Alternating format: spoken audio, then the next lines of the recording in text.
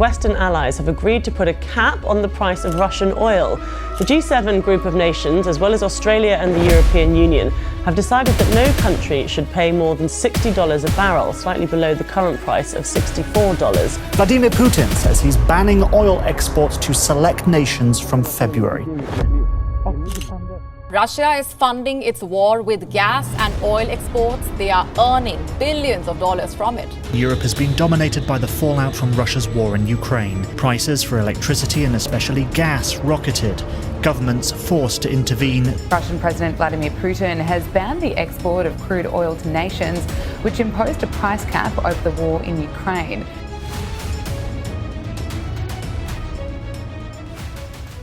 Hi everybody, starting from 5th of December 2022, the European Union implemented a master plan to impose something called the oil price cap on Russia, whereby they would limit the purchase of oil at $60 a barrel. And this has sent yet another shockwave all across the world. Why? Because in response to that, Russia has announced a ban on all oil exports to G7 and all other countries that follow this price cap. This is what marks the beginning of yet another round of economic warfare between Russia and 8 of the most powerful countries in the world, including Canada, France, Germany, Italy, Japan, UK, US and even Australia. And just like the gas war and sanctions, this economic battle is going to have a lasting impact on India, China and every other country in the world. And India literally stands on the thin line of diplomacy between these critical economic warfares. So the question is, what is this price cap strategy and how does it work? What is Europe's plan to paralyze the Russian oil power? What is Russia doing to counter Europe and win the war in Ukraine? And most importantly, how will this economic warfare affect the Indian economy? But before we dive into this lengthy episode, I want to quickly thank our partners Vested for supporting our content.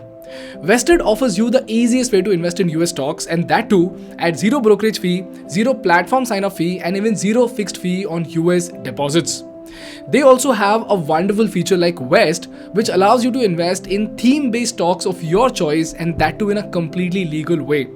The best part is that they value the safety of your fund and securities, which is utmost important in times like these. This is the reason why with Vested, your funds are completely safe, and each and every account that gets registered with Vested, it is insured by SIPC or the Securities Investor Protection Corporation, and that too up to $500,000. Also, you can verify your holdings by directly logging into the Drive Wealth portal, which is the custodian of your stocks. With Vested, you can start your investment journey with as low as $30 and buy shares starting at just $1. Yes, you heard that right. With Vested, you can buy stocks in fraction as you wish. You don't need to have a minimum balance at all. And one of the coolest features of Vested is that you get hassle-free tax documents, which are very, very important when you file your tax returns. So to make your US investing journey very exciting, I am sharing the link in the description and in the pinned comment. And using those links, you can get a $10 bonus to kickstart your Vested journey. So if this sounds useful to you, go ahead and download Vested app from the link in the description.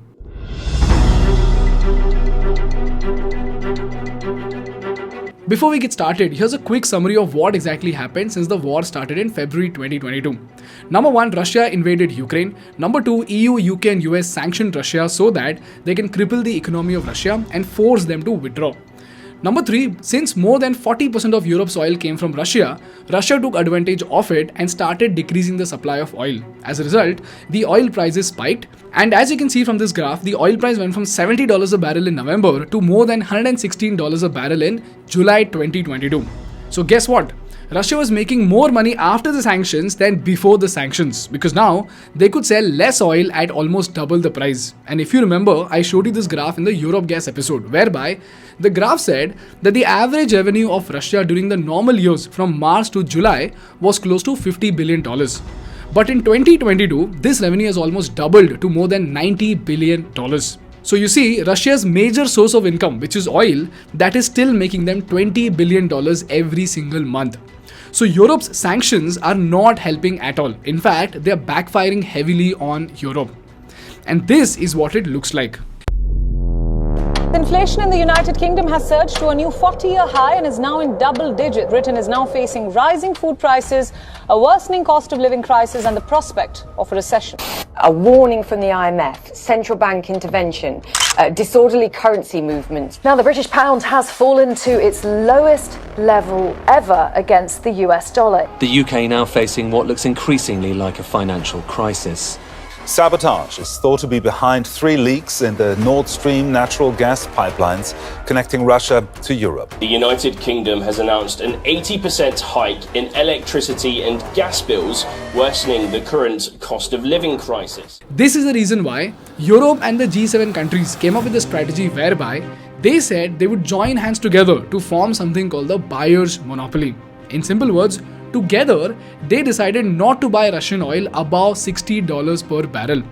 Now the question is, why can't they just ban Russian oil? Because 60% of Russia's export revenue is coming from oil itself, right? So if these countries stop buying oil, Russia will not have the money and the war would stop, isn't it? Well, guess what? Russia is the second largest producer of oil and produces over 11% of the entire world's oil supply, which is about 10 million barrels per day, and that translates to 3 billion barrels a month. So if you see, if Russia's 3 billion barrels of oil is taken out of the market, it will create a 3 billion barrel oil shortage. So this way, Saudi and other Middle Eastern countries will take advantage of it and will increase their prices, isn't it? This is exactly the reason why the oil price shot up to $100 per barrel after Russia started cutting oil supply to Europe. And according to JP Morgan, if the Russian oil is banned and is completely taken off the market, the oil price will shoot up to $380 per barrel. So if at $100 a barrel, the entire European and UK economy got shattered, can you imagine what would happen if it hit $380 a barrel?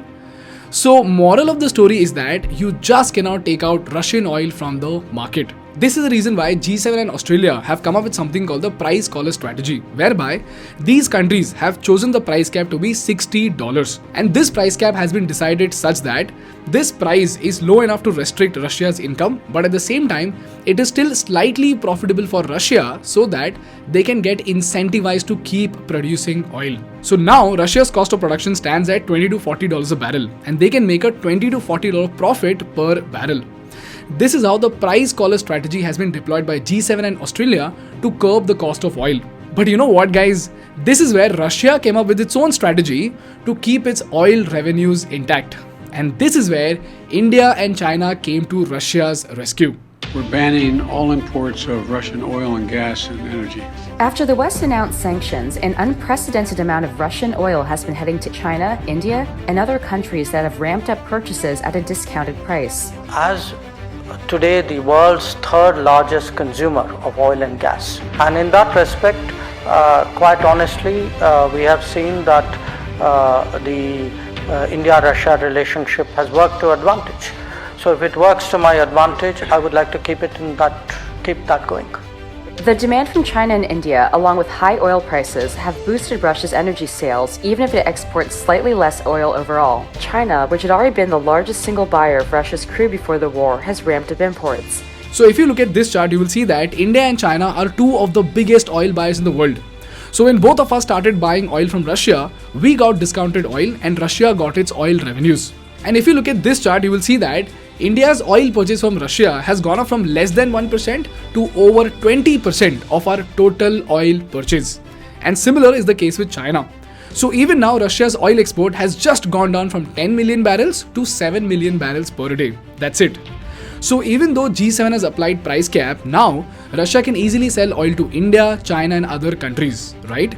So the question is, in spite of the price cap, Russia will still be able to make money from India and China, isn't it?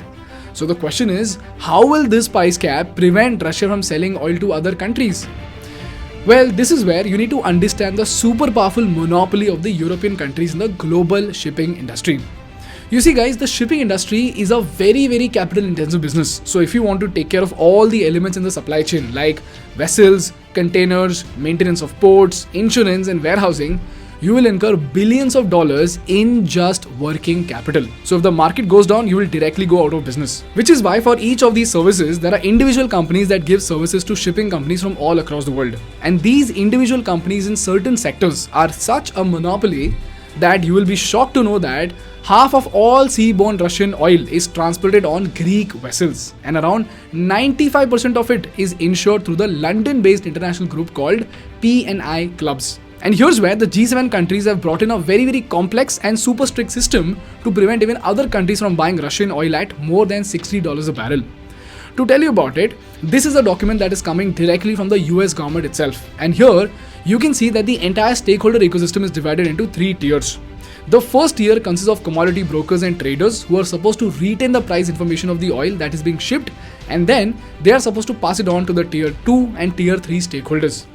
And the instruments of their check will be invoices, contracts, receipts, or other form of proof of payment. And then we have the second tier of stakeholders where we have financial institutions providing trade finance, customers, and shipping and vessel agents. These entities are supposed to receive the attestation from tier 1 stakeholders and pass it on to tier 3 stakeholders. And these stakeholders, that is the tier 3 stakeholders, are the most powerful players in the system, which are insurers, reinsurers, and ship owners. And this is where all the attestation will be scrutinized before the insurance or vessel service is given to the shipping company. So if these attestations do not comply with their rules, the entire ship will go uninsured, which makes this business extremely risky. So if any of these companies try to buy Russian oil at above $60, they will neither be given insurance from these London-based companies, nor will they receive these Greek vessels. So if India and China try to buy oil at more than $60 a barrel, even though G7 cannot control India or China, the oil brokers and the shipping companies in India who need insurance will not sell oil at more than $60 a barrel. As a result, the Russian oil cannot be sold at more than $60 a barrel even in India and China. This is how G7 and Australia are choking the Russian oil revenues to win the economic war against Russia. Now the question is this game over for Russia?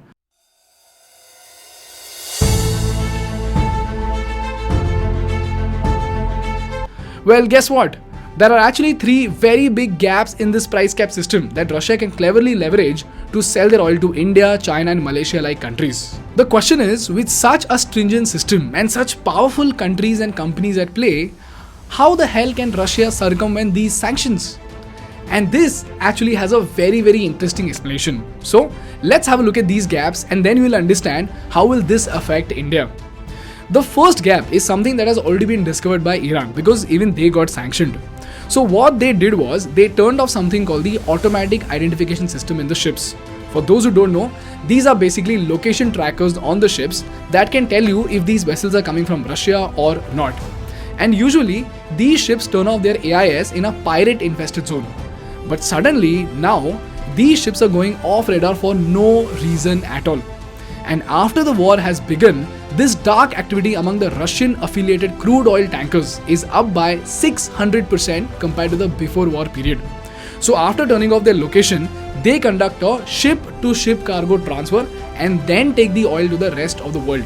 This is the reason why it's very difficult to track if the containers are coming from Russia or not. As a result, if the oil is not tagged as Russian oil, it can obviously be sold at higher than $60 a barrel, right? This is the first hack that Russia has discovered. Secondly, Russia is building its own insurance mechanism, and this is because of this simple math.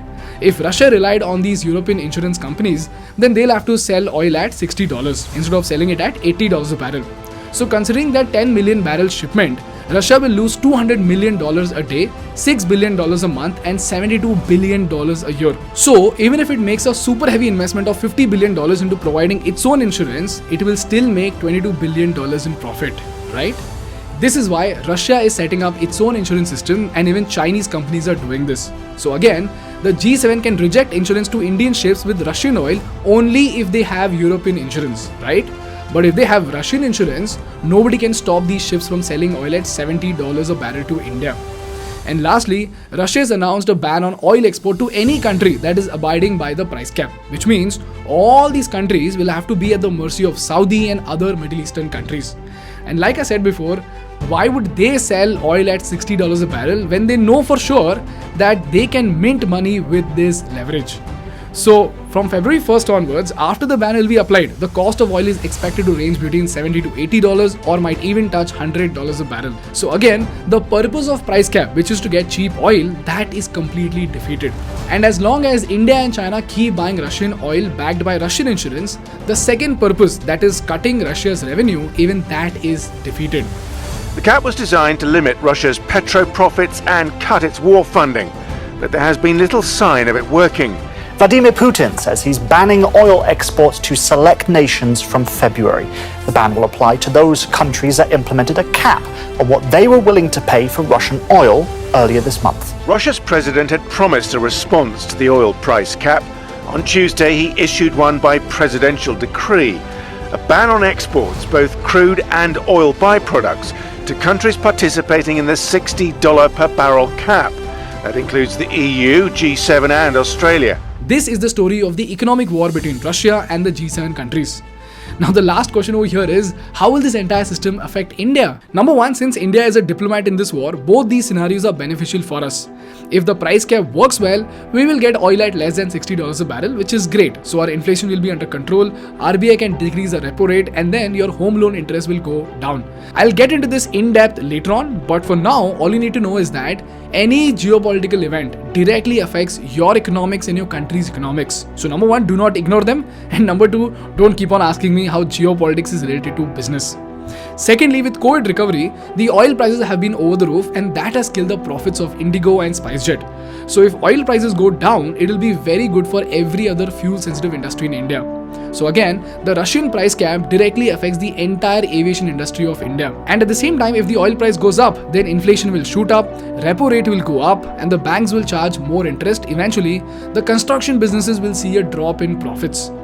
Thirdly, if the price cap doesn't work, either Russia will keep on selling oil through the black market, or the EU and US will go to the Middle East and they will increase their oil price, and that will shoot up the prices for Europe. Whereas Russia can keep on making money from India and China. So that again gives Russia a $20 billion monthly revenue advantage for 2023.